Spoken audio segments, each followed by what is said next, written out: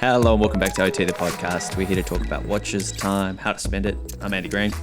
Andy, it's so good to hear you do an intro after a few weeks off, I guess. I had to dust off, my memory and kind of figure out What do we talk about? who am I? What do I do here? I was stalled for a second there. Sure. Hey, I'm Felix Schultz. How are you?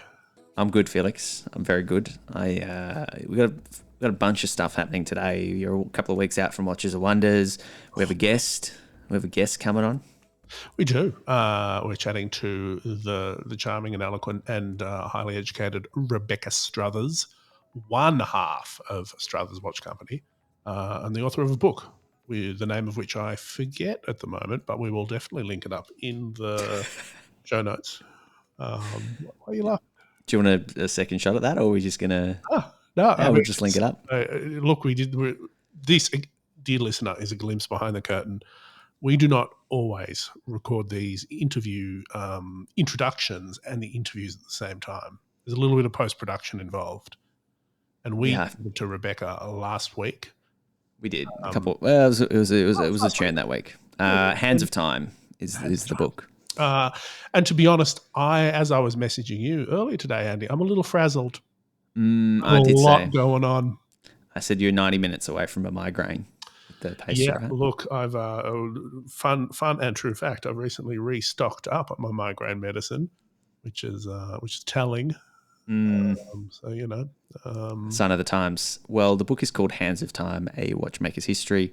Yes. It's not out yet. It's out, I think, in June, so mid-year. So you've got time to earlier. I think there's I think there's a link where we can. We'll link to it, but if you buy from there, she'll do a little signature and dedication situation, like an early pre-order link. So having read the sort of the pre-print proof, it's a good read. Very interesting. Covers time in a pretty holistic and interesting way. I'm into it. I'm tempted to get a copy, but I'm not going to commit. Well, maybe your chat with Rebecca will push you over the line. I think we definitely should get a copy, Felix. Sure. What have you been up to, Mr. Green? All right. Well, a few things. Firstly, you'll cross one of my favourite childhood films, Catch Me If You Can. Yeah. Iconic. I've been rewatching Young Leo. Yeah. Oh, you've been seeing the TikToks, have you? I mean, all I get on TikTok is old baseball movies, movies about bloody race relations in the military, and Catch Me If You Can. I'm not hating it. Okay, so Frank Abagnale. I'm gonna crossroads here because I want to start talking to you about old TikTok movies I'm getting, but I'll pick that up in a second. Sure. Frank Abagnale. Yep. So it's a loosely true story based on, I think, a book.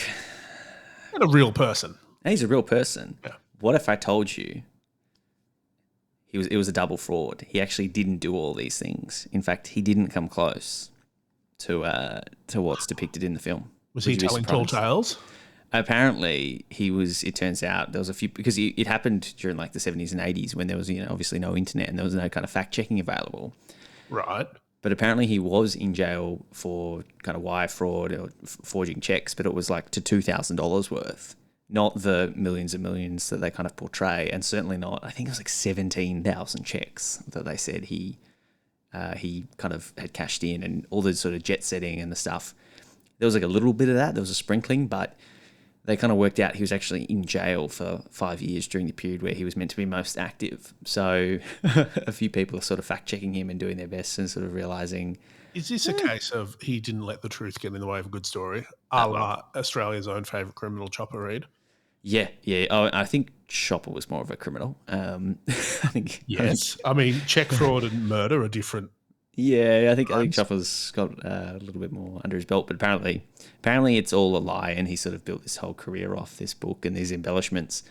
Good on him, to be fair. Yeah, I mean, hey, made for a great movie, so I'm not gonna complain about that. Are you next going to tell me that The Terminal is all made up as well, and real. Sully? Are all the Tom Hanks movies lies? Possibly. Another film that I discovered on TikTok, Homeward Bound. I mean, the dogs. The dogs, they get lost. Mate, no. Fan theories. I know where this is going and I can't handle it.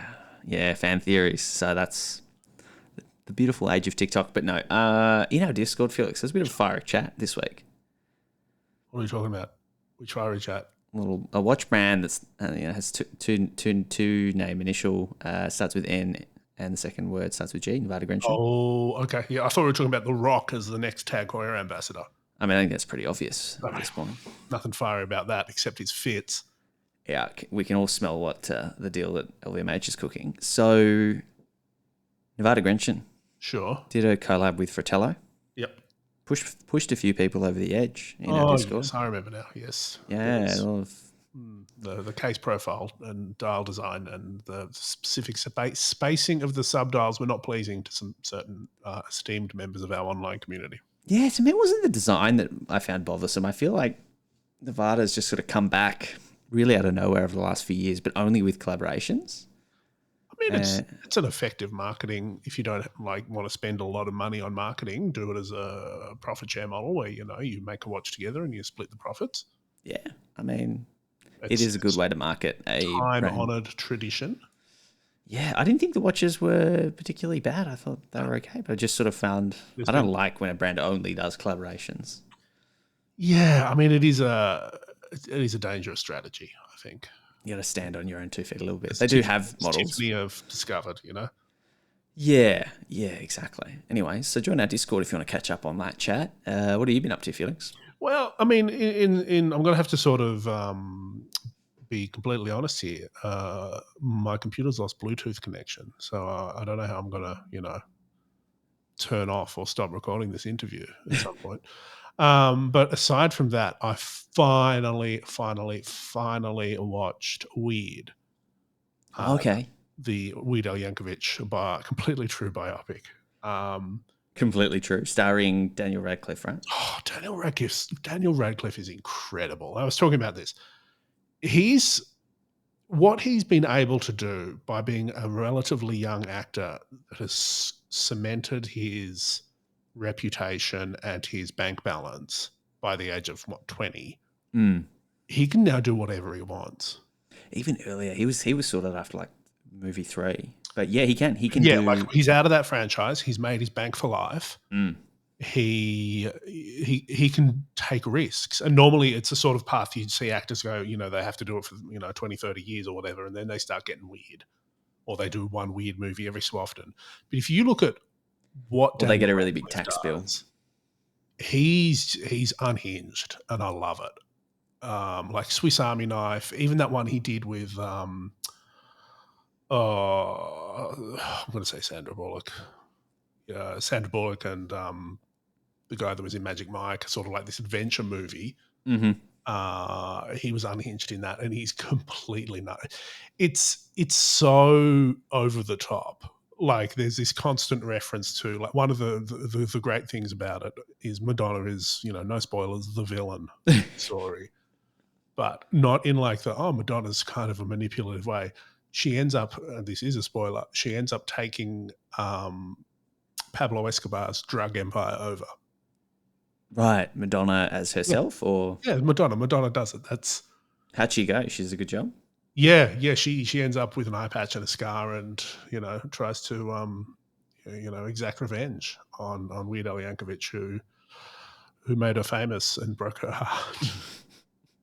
It's just so great. Like it's just not pretending to be like a. Like all sort of Hollywood biopics are kind of like the Queen one or Elton John's one. Like it's very sort of rose tinted glasses, and it's a very particular view of the protagonist. This one doesn't even bother. It's nuts. He was kind of early YouTube and internet for me, Weird Al. Sure. Well, I mean, he's been around for a long, long time. Yeah, so I think I kind of caught the end of his kind of booming career. You would have potentially got Amish Paradise. That would have been your entry point into Weird Al. Yeah. Loved it. Like teenage, young teen. Yeah. Oh, mate. I wonder if it holds up. It really does. Yeah, so it's really, really great. And an incredible, bunch of cameos, and the who's who of everyone is in there. Really, fantastic. Really recommend it. Only downside here in Australia, it's on Paramount, which sucks. Didn't you say that you can do like a 7-day free trial? Yeah, I think we've done that. Now we're just paying for a month. So Oh, well, we're just going to watch Top Gun 10 times. get in and out. Oh, mate, don't get me started on Tom Cruise getting his Oscar snub. Oh, Oscars. I mean, Nothing. Not even a call. no, I mean, How do yeah, you, I mean, that's probably deliberate. yeah, how do you not? I mean, He's biggest film probably of the decade, but whatever. not even special effects. Not even, nah. Even, yeah, anyway. I haven't followed the Oscars news. Let's not talk about politics. No, Let's sure. keep it positive. Anything else? Hey, next week, should we do some sort of pre-Watches and Wonders hype, fan theories, conspiracy theories, predictions, all that sort of jazz? If that's what you want to do next week, Felix, I'm on board. I mean, I don't know. I kind of feel like it's a time to do it. Maybe we should do some Rolex predictions. Yeah, we can jump on that bandwagon. Just have 10 minutes of silence and... New dials. Well, we've committed ourselves to that, Felix. Okay. Edit it out. All right. Yeah, I can, and I will. All right. Well, should we get today's main attraction on? We should. Rebecca Struthers. Let's call her up on the rotary phone. Today, our guest is the one and only Rebecca Struthers, watchmaker, historian, designer, author, and co-founder of Struthers Watchmaking. Rebecca is a talented watchmaker and passionate advocate of traditional crafts, an all-round lovely person who we are honoured to have on OT the podcast. How are you, Rebecca? Oh, very well, thank you. Thank you for the kind introduction. Whew, I need to take a breath. I do have one question, Andy, because in the researching of this, I've looked at your sort of webpage bio, and I found out that you are an official Doctor of Horology, which I think would be an excellent DJ name. What? Yeah. I don't know if you've ever thought about this before, but what would either the set list sort of feature in high rotation, or what would your general DJ vibe be? I don't know. You could do the cliche thing of picking out songs that involve time in some respect, and then having the challenge of trying to fit those together. Madonna. Very Time niche Goes By. Audience for that. Oh, yeah, Madonna. Yeah. Yeah. There's ABBA, Man After Midnight. There's so many bangers. Yeah. And a rap name could be Doc Toc. Yeah, if you want a really horological wedding, you know where I am. Sure. Let's put together a Spotify. I think this has got legs. Watches and Wonders 2025 headline act, Dr. Horology.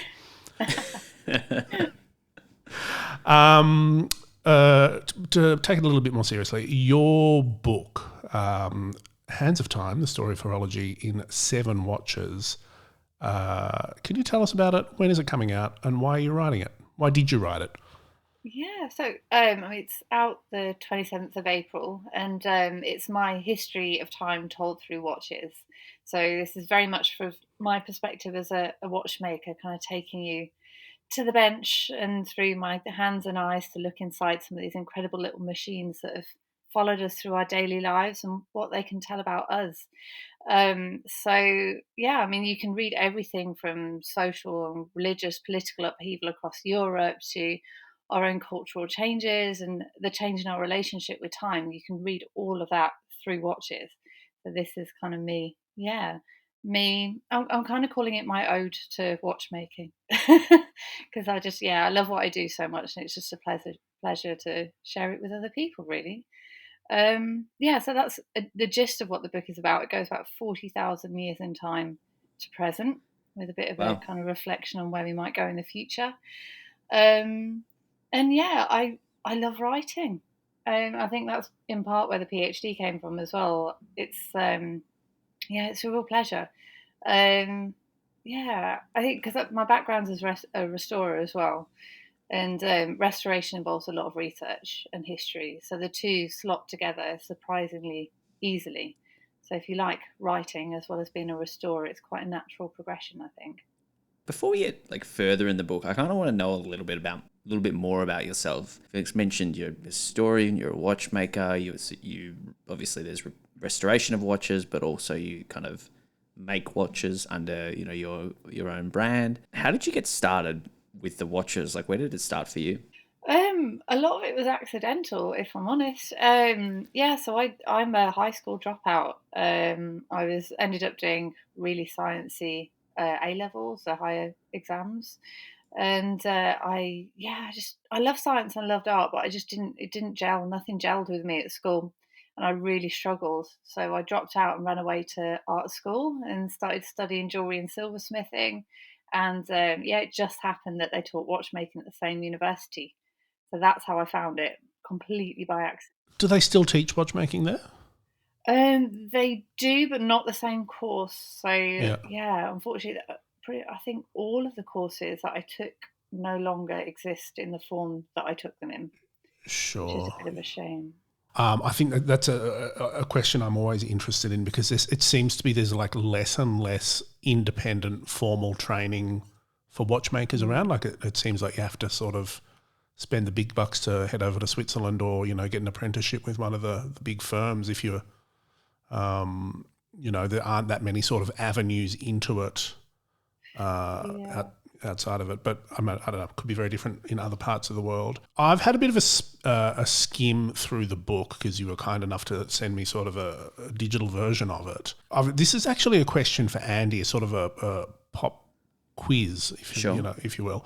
So it's a story of horology through 7 watches over 40,000. Are they watches or timekeepers?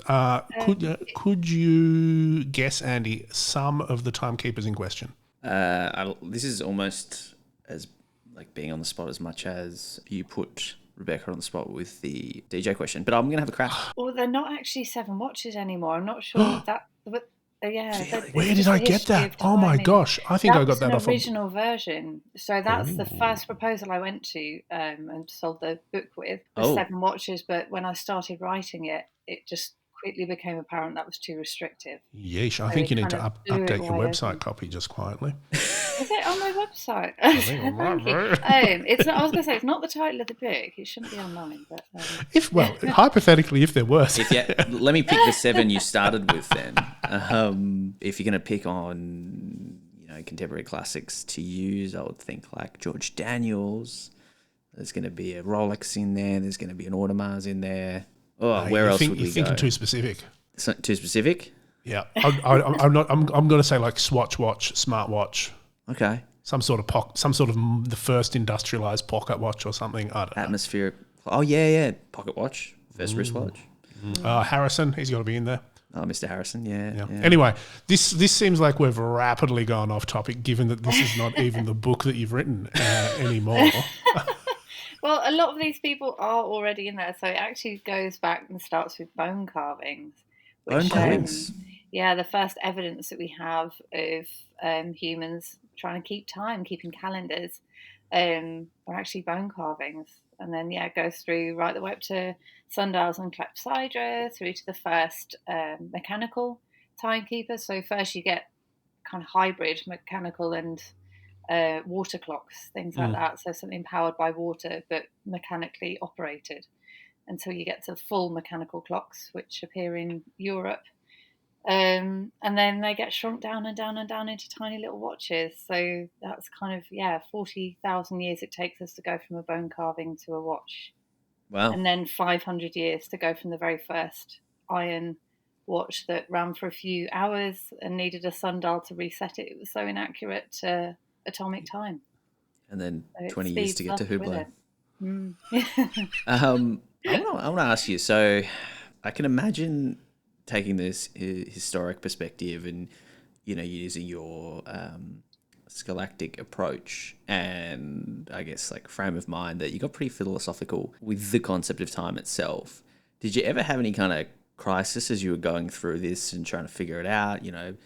All the great scientists and philosophers have, dived into time and how it's not linear or it's not relative, or how people and different animals can experience it differently and at different rates, and there's all these variables. Did you ever kind of have like a little mini panic attack along the way?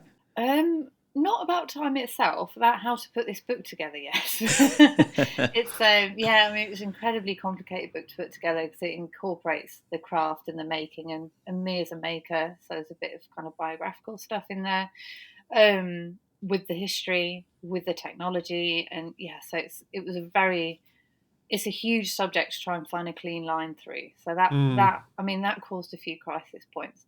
But in terms of my relationship with time itself, I'm a bit stoic about the whole thing, to be honest. I think working around it all day, every day, I don't see watches as objects to regulate my life so much as a beautiful thing that also happens to tell the time and be quite useful. Sure. Yeah. I know what you're talking about though, Andy. I've got my son is at the moment where he will fairly regularly freak out at the concept that numbers are infinite, which I think is quite common. Yeah. And it is a very, time. If you think about it too much, it does get kind of freaky. I understand it. Well, it's like today yesterday I learned that empty space doesn't exist. And then you go, what? I don't think either of us are smart enough to continue down this line. To comprehend it, yeah. You mentioned, Rebecca, that you do talk about the personal a little bit in it. I think it's really lovely. One of the lines that I noticed in the book about your husband or partner and business partner, Craig, you said, Craig and I have always said that individually we're good watchmakers, but together we make one incredibly good watchmaker. Lovely sentiment. What makes for an incredibly good watchmaker? It's the breadth of skill that you need to have to be a good watchmaker. So, Daniels is a rare example of someone who put all of that together. Breguet, similarly. I think it's getting more complicated as time goes on as well. Now, to be a good watchmaker, you don't just need to be brilliant with your hand skills, also with your technical innovation, your ability to research and develop new things. You've got to run a business around it. And running businesses seems to be getting harder by the year. So it is being hugely multidisciplinary. It's hard to get all of those skills in one person.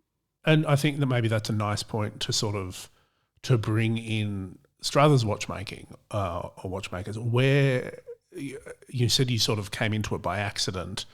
Where did, your own brand or your own, practice come from? Again, by accident. I've kind of found my way through life of just taking opportunities and moving away from things that I knew weren't working for me, and it so far seems to have worked out all right. We set up our own workshop because I was really struggling at work. Having a few stressful jobs, and I think I kind of got to the point in my career where I realised either something had to give and I needed to change things up, or I needed to give up. And I wasn't going to give up. So Craig suggested setting up our own business. And that was that. That was the reason why we started our own workshop. And then making our own watches we saw a design competition that we entered. With Craig's an illustrator as well. He illustrates the book. We decided to just design a watch for this competition, not expecting to win. And then won the competition and had 10 weeks to make a watch when we'd never done anything like that before in our lives. So, that was using a recommissioned vintage caliber that it was a micro rotary universal. And we remade the rotary in platinum and made the case, style, everything. And in 10 weeks? Yeah.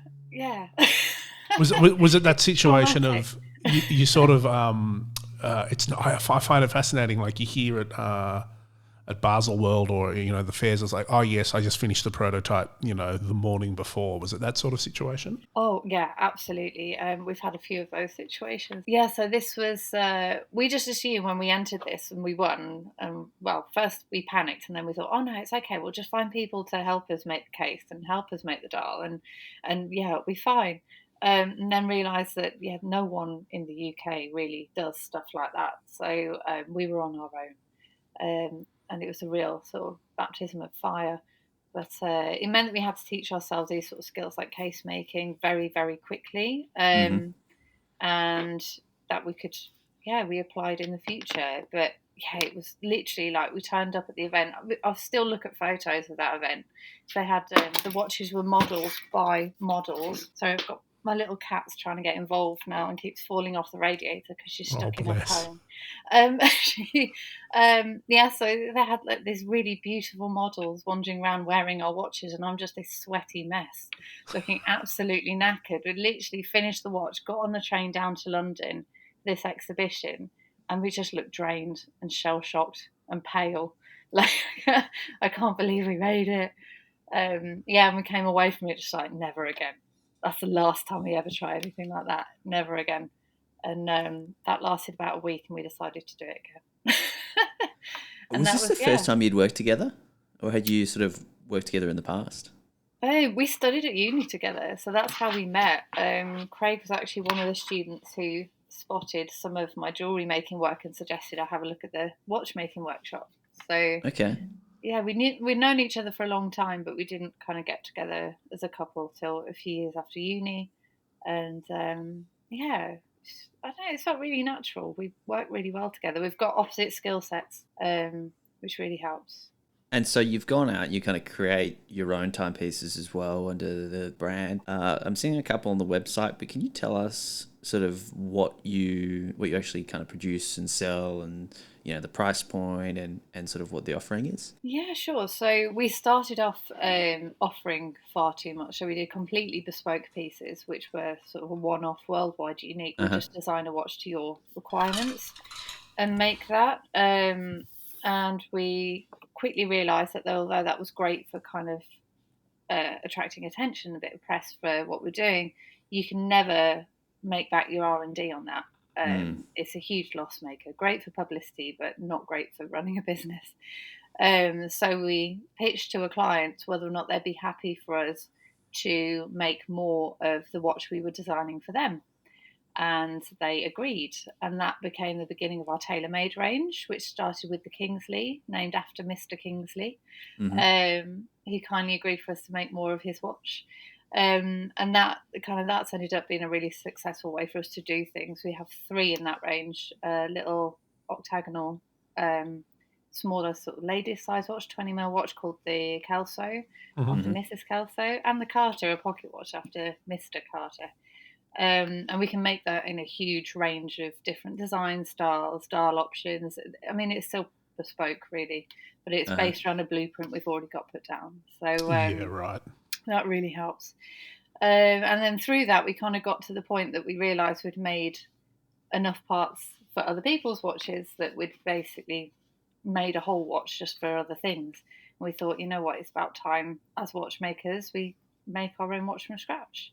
And that's Project 248. So that's, being completed at the moment. The first watches are about to go out to their clients. And that's where every part we've done ourselves. So that's cases, movements, train, escapement, everything is ours.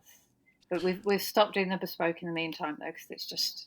Yeah, it's good fun, but just too much for 2 people. and so, from as someone that obviously has a deep knowledge of watchmaking history, an appreciation of that through restoration, what has inspired the design and construction of Project 248? Well, both Craig and I are restorers by training. We still do restorations. So we look back to look forwards. That's kind of our natural way of working. We both are of the opinion that the most beautiful watches have already been made. So for us, it's like everything's very classic and very heritage.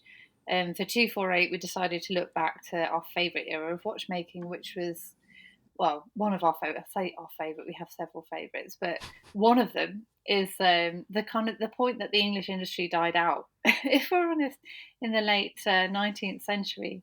And it's when we just get to this point where trying to incorporate machine manufacture like they're doing in the US, but about 50 years too late. So you get these kind of the last run of machine-made English watches before we just get drowned out the market. So we decided to look back to that and then try and take one of those movements and reinvent it for the 21st century. Think about where would we be if this company continued going and carried on making watches? How can we make this ours and new, whilst also incorporating all the things that we love about watchmaking? So we, it's based on an abouche by a guy called Thomas Hill, who's a Coventry maker, made in around 1880, and it's an English lever escapement.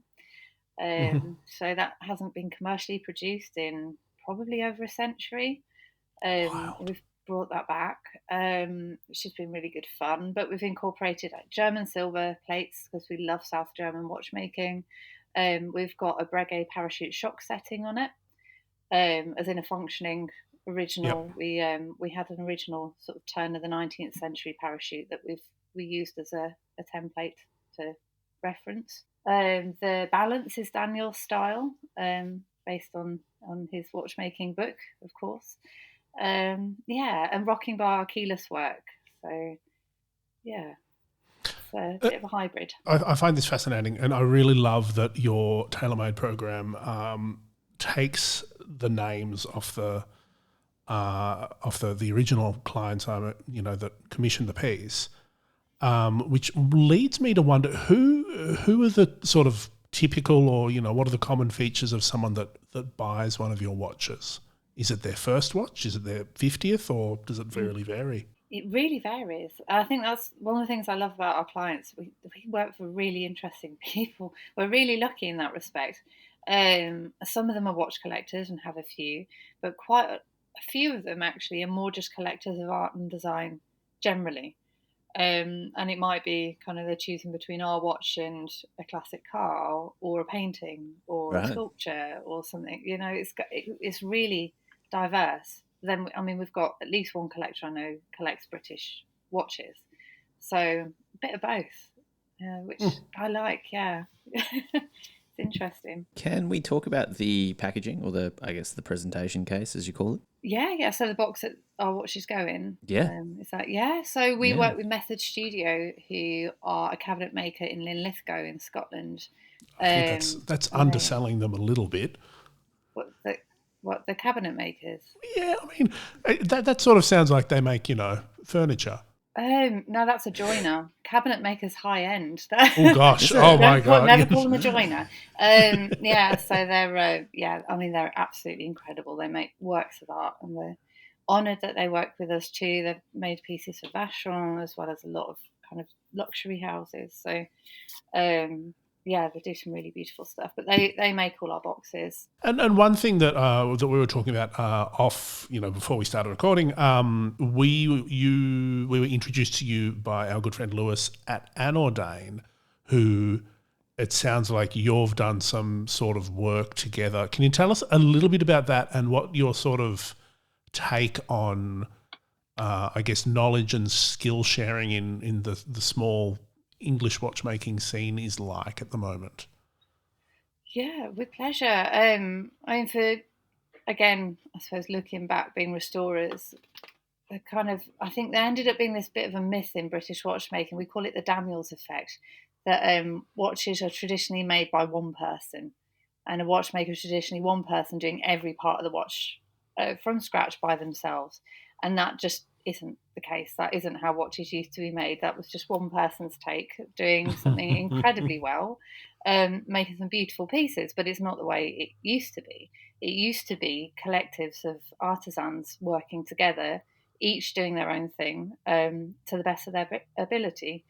And that's what we really wanted to introduce in 248 and our watchmaking generally, is that, Craig and I are watchmakers. We're now case makers as well, but we will never be as good an engraver or an enameler or a gilder as someone who's spent their entire life doing what they do. Like we just can't compete with that. And if we want our watch to be as beautiful as it can be, we need to work with people who've dedicated their lives to their craft the way we have to ours. And that was kind of in part how the collaboration with Anordain came about. It's that we've been working on our own enamel dials with another company, but struggling to get the quality of finish. So that's we're working on a technique that had kind of floating metal numerals in the enamel.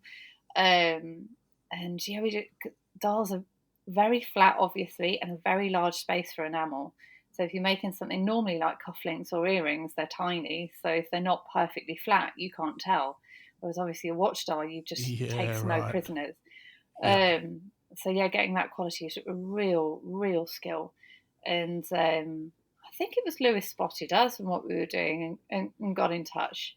And we just ended up chatting, and we shared what we were doing and the struggles we were having with it. And he offered to take a look and give it a go. And we handed everything that we've been working on for the last few years over to them. And another few years later, they nailed it completely in a way that we could not have done. So that's a great example of two companies working together to create something that wouldn't have happened otherwise. Yeah, right. So I mean, we love Lewis, and we love the guys at NLD, and we sort of, there's a lot of people know we did a limited edition watch with them a few years ago, and it's just they're just doing amazing stuff. Yeah. I'm kind of curious to kind of learn what your brand stands for and where you see it, kind of what you see it sort of standing for, and the values. I'm looking at the boxes, and I mean that to me, underselling it. Method Studios seem to be incredible at what they do as well, and I don't know how much a box like that costs or storage like that costs, but I imagine it's thousands of pounds. Yeah. But what's the vision for the brand, and what are you really kind of standing for and trying to achieve with it? We just love making. I mean, technically, I don't think we even classify as a brand because it's just the two of us, and we are the business. So we've got nothing we can really sell as a business. It's just us. But yeah, we love making, and that's our big thing that we want to get out there. Like with social media and stuff, we like to try and share us doing everything from making screws and cutting wheels and pinions and plates and everything else, because that's what we do. We love getting our hands dirty. So for us, there's kind of clinical photographs of finished watches and stuff. We hardly ever share photos of finished watches, actually. I think it's mostly just us with dirty hands making things.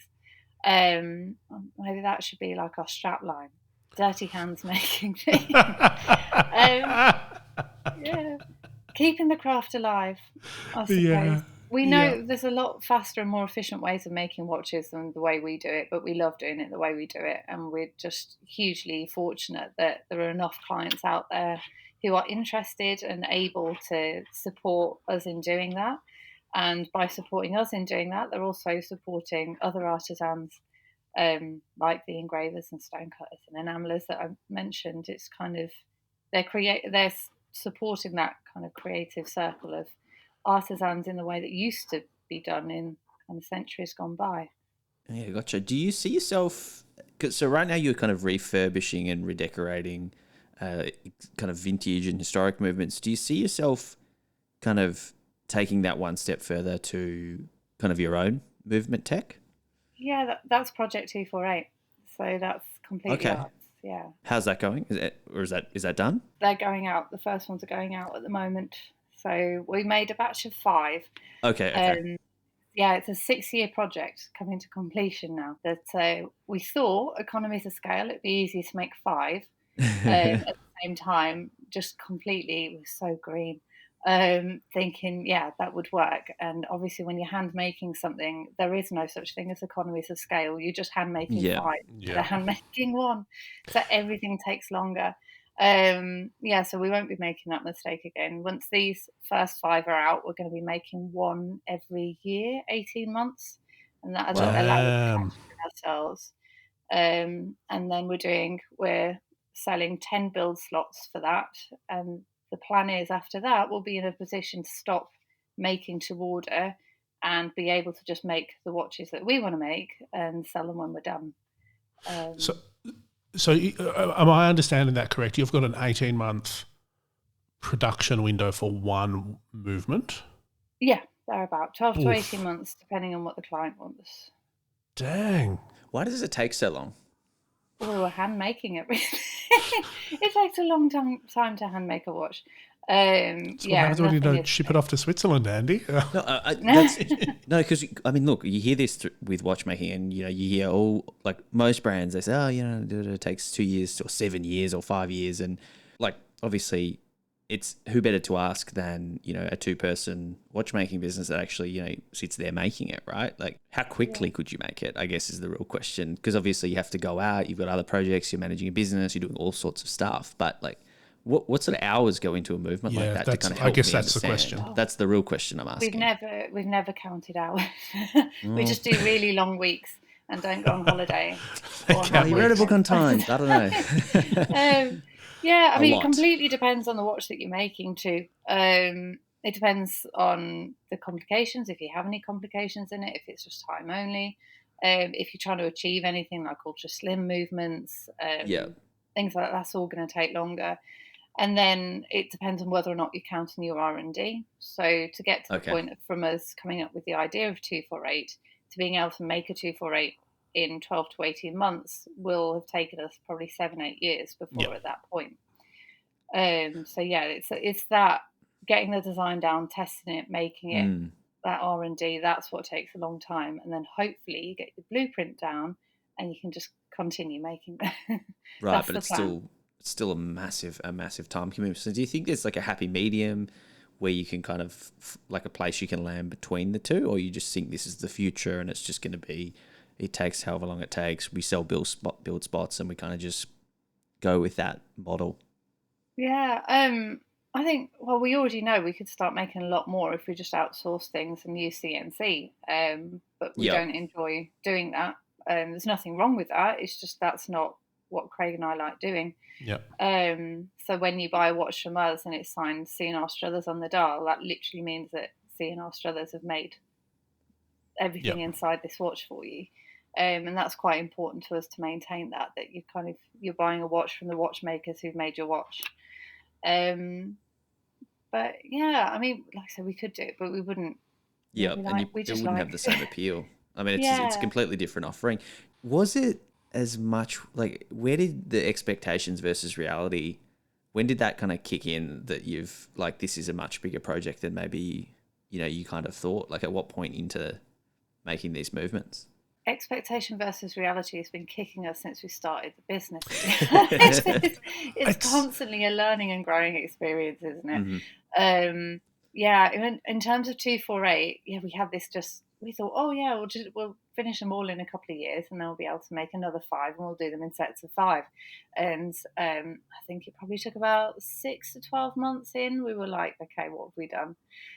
This is going to take a lot longer. And again, I mean, we're really lucky. We have some fantastic, very understanding clients who some of them have worked with other watchmakers before, which is good for us because I think they could see more of what we were going to be up against than we could. So I mean, certainly one of them in particular is like not surprised at all at how long this has taken us. I know a few sort of collectors of independent watches, and they're like, they're not expecting it in 6 months' time, and whenever they say, it's going to be delivered by the end of the year, they're like, is it? So I think it's an important, not your first rodeo experience for everyone involved. It's really funny, Andy, when you said, I'm sorry for cutting you off, before you were almost asking exactly the same sort of question that I was about to ask. And it's a question I really like asking people that have either, sort of independent or people that have sort of started their own businesses. And our last guest we spoke to, I asked it, Andy, what would you change right when you started, right when you won that competition, I guess, Rebecca, what would you change about the way you do business then if you knew what you knew now? Oh, what would I change? I suppose the challenge you've got is a lot of it is kind of chicken and egg stuff. So when you're in the middle of this, I hate doing admin. I'm not great with social media. I can't do marketing. We're terrible at things like that. So I've just got to the point now that I've been able to hire someone to help me with social media and stuff for the book. I wish I could have done that sooner. Because it is a distraction when you're the maker and you're the only person in the business, and like me and Craig are both makers. If we're not at the bench making things, then we're not making money. We've got that's our job. Anything that takes us away from the bench is a distraction in many ways. So to have been able to, but you need the money obviously to hire someone. Chicken and egg. Yeah, exactly. To take some of that pressure off, I think, so we could just focus on the making and not worry about everything else to go around it. You might be somewhat relieved to hear that most people answer the same sort of thing. It's generally something around which I find a fascinating answer. Another question I've got, and when we're talking about an intensely bespoke watch that's going to take 12 to 16 months to sort of go from conception to delivery. What sort of, and I hate to be crass, but what sort of price range are we talking about? Well, this is something we've really struggled with as well. So it's in six figures now, but we've got to the point our waiting list goes back to 2027. And now Wow. people are asking about reserving a build slot, and I'm like, I honestly don't know what. I mean, with the economy as it is, forgetting anything else, I don't know what's the world going to be doing in 2027. Will we still have a world in 2027? And it becomes really, really hard. I mean, that's something. If there are any other independent watchmakers out there listening to this who want to give me some advice on how you cost a build for a slot that's happening years and years into the future, I'd be very grateful. So I still haven't figured out the answer. Do you have to cost it? Well, people like to have a good idea of how much they're going to be paying, and I respect that, but it's also hard. It's a huge element of time as well, right? Like I imagine the materials, you can kind of figure out the materials, but it's time and it's that future value as well. Like if you're 5 years sold out, then, it could just keep doubling. But I guess that's like if you're investing, that's sort of that artistic patronage thing. Like I'm investing in you as an artist, patron sort of sense. And if that works out well for me in 10 years' time, I guess you're talking, that's part of the deal. I mean, that's what FP Jean did. That's what Breguet did, and so that's Roger part Smith, of that. the Crivier, like those guys are all. People are factoring in that future value as well. Like it's a part of it. It's like I'm banking on the fact that these 5 watches that are going to be made over this 5-year period are, well, there's 5. So if I commit now, it's going to be, I'm going to save X compared to future prices. That is a very tricky question, Rebecca. I'm sure you've thought about it a lot more than we have, and I don't envy your position. Thank you. I didn't know. You have my commiserations. Oh dear, I was hoping you'd come up with some brilliant answer for me. Just listen to episode 138 where we speak to the economist of independent watchmaking, and they've come up with a foolproof system. Cool. Perfect. Part of me thinks the price becomes arbitrary at that level and at that price point, and what do you really compare it to? I mean, I don't know. If I'm buying a £100,000 watch, and I'm buying it for love and passion, and I'm buying like the sort of watch that Struthers make, I'm not going to quibble too much if that turns into £120,000 Well, watch. you can't possibly hedge 5 years in the future. You can have a good estimate, but you just can't. Like 1 or 2 years, or something that has already got existing demand and a variation on it. It's a similar thing. We talked about Analdane before. I'm hearing that their wait list is a similar period. It's sort of, I think they make probably a couple of dozen watches a year, and they're 2027, 2028 to get a build spot now. I think it's a small deposit they take to try and secure it. And people are just sort of happy to kind of get that thing secured. Obviously, it's a completely different price point. But then, we'd say, hey, Lewis, why don't you double the price of your watches because you have so much interest, you spend so much time doing it. It is a very tricky question, and you've got, speculation, and you don't want to come across as greedy, but at the same time, it's just the two of you, and it is so time intensive. I mean, I'd love to know. Next watch, you just need to kind of do a timesheet for me, because I just want to know just that level, because I don't think people that haven't done this before really appreciate the amount of time and the intensity that goes into kind of doing something like this. Yeah, I think you've just touched on one of the things I said is part of the problem. Watchmakers aren't very good at marketing themselves, so maybe you need to offer become marketers for us. Well, maybe that's the thing. Like you also said, I've been thinking about who else does this, and someone like Vacheron Constantin do it, and I know, that sort of sky's the limit stuff. But again, you're right. That's a loss leader for them. They're using it as marketing. God, I don't know. Maybe no, we've got no answers. This has turned. I mean, I was expecting this interview to be sort of philosophical about the nature of time, but we've gone weirdly into economics. We can do philosophy if you like. I mean, it happens though. Like it's that's the beauty of it. I don't think we really knew where this would go. And it's an interesting proposition, but yeah, I mean, all the best. I'm kind of curious to see the designs and the kind of iterations that happen with, a bit more time. I did have a question, one last question before we wrap up. It's one I intended to ask earlier, but we got rapidly off track, Rebecca. And it is about history of timekeeping. To bring it back to your book, Hands of Time, what are your top 3 historic timekeeping devices? Oh, wow. That's kind of, I like everything. That's my problem. I like all genres of music, and I think in the book I mentioned my first albums I bought as a kid were Holst, The Planets, and Cyndi Lauper's Greatest Hits. I'm quite diverse on my interests. I mean, in terms of their significance, obviously, like the earliest timekeepers, the earliest calendars are incredible because it's the first time we know that kind of our ancestors were looking around them and thinking, right, okay, we can measure what's going on in the world and in the sky, and we can use this to our advantage, to use it for things like agriculture and farming. So that's a really powerful piece. I mean, the one that I reference in the book, the first one I reference in the book, that's 40,000 years old. Obviously, these things don't come with instruction manuals, so we'll never be completely sure about what they were. But you can see that signs of handling. It's been polished with years of use, this bone. Yep. So it clearly meant a lot to people. And I love that in objects when you can see that they've been handled and used a lot.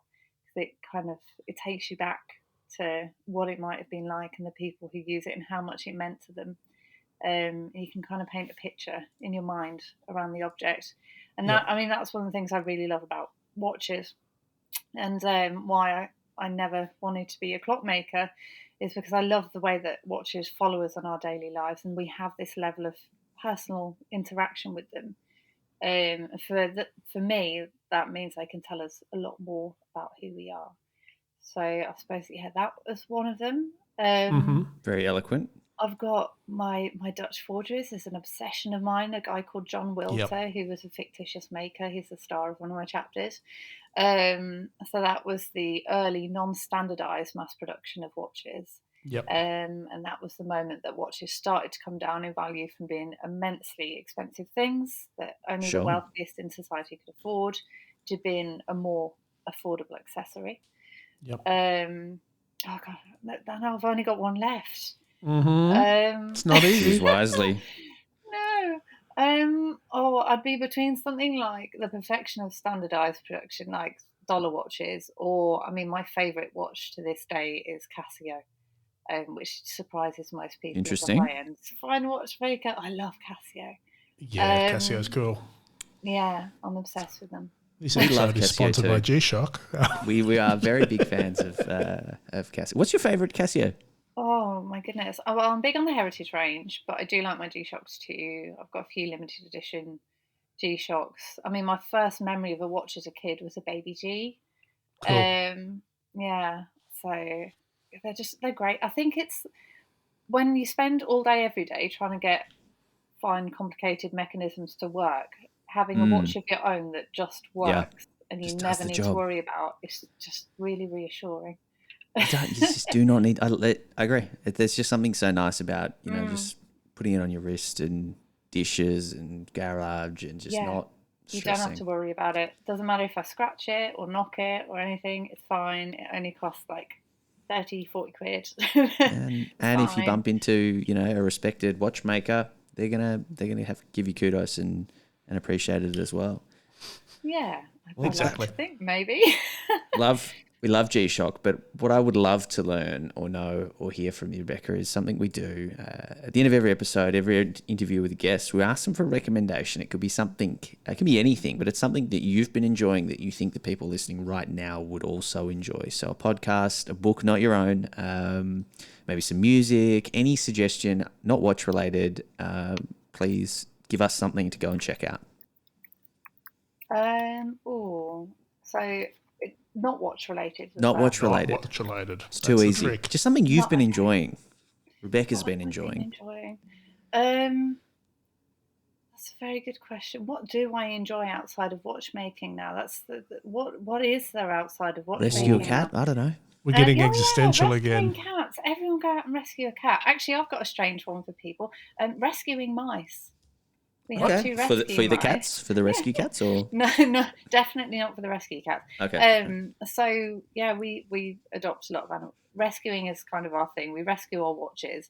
We refurbished our house. We've got an old house as well that we're still working on, and we rescue all our animals. And you get small fairies at rescue centres, and I think a lot of people don't realise you can get like mice and hamsters and things, and they only live for a few years. So to end up at a rescue shelter, that's like half their life. So if you're thinking of getting a small fairy, think of rescuing. And it's less of a commitment than a cat for 10 years or whatever. If you're not. No, cats have that. Did you know that the average life of cats has like increased dramatically since the last time they did the average? Hang on, can I guess what the average life of a cat is? You can guess it. 17. Yeah, I think you're right. I think it's like 16 or 17 now. Like, but it's gone up like 20 or 25% since the last time they kind of put together the stats, because cats are just living for a longer time. So what does that tell you? Healthcare. Cat healthcare. I mean, my cat's on insulin. You can ask my pet insurance company about the vet bills. I think okay. There we go. There's a lot more available for them. But no, I do. We love our cats. Well, Rebecca, it's been a winding discussion, much like a watch is wound regularly. It's been really, really lovely to chat to you and hear about, your upcoming book, and to hear about the watches you make and the movements you're now making. That's wonderful. And thank you so much for being on. And yeah, thank you so much. Yeah, thank you. Thank you for having me. Well, that was a cool chat, Felix. Really interesting to kind of hear the work that Rebecca's been up to. Yeah, interesting. We had a great discussion offline afterwards about, who high-end bespoke independent watches are for and what they mean. With a lot of, fascinating chat. And I think the one thing we can work out from it is that it's not for us yet. No, but if we do ever get to the point of being, that level of clientele, I look forward to seeing it. Well, if you want to get in touch with Felix and I, you can email us, otthepodcast@gmail.com. You can hit us up on Instagram, ot.podcast. Join our Discord. Felix, how can people support us? What's the best way they can support you and I? Look, cash donations in brown paper bags. Just email us for the location. Dead drop, no one needs to know. That's fine. Or you could review us on your preferred platform. That's lovely. Equal value. 5-star reviews are worth their weight in gold. Share us amongst your friends. Look, if you happen to know any watch executives, send us their way. Except, if they're the watch executives that we've slagged in the most recent episode. Well, we'll see you guys next week. Cool.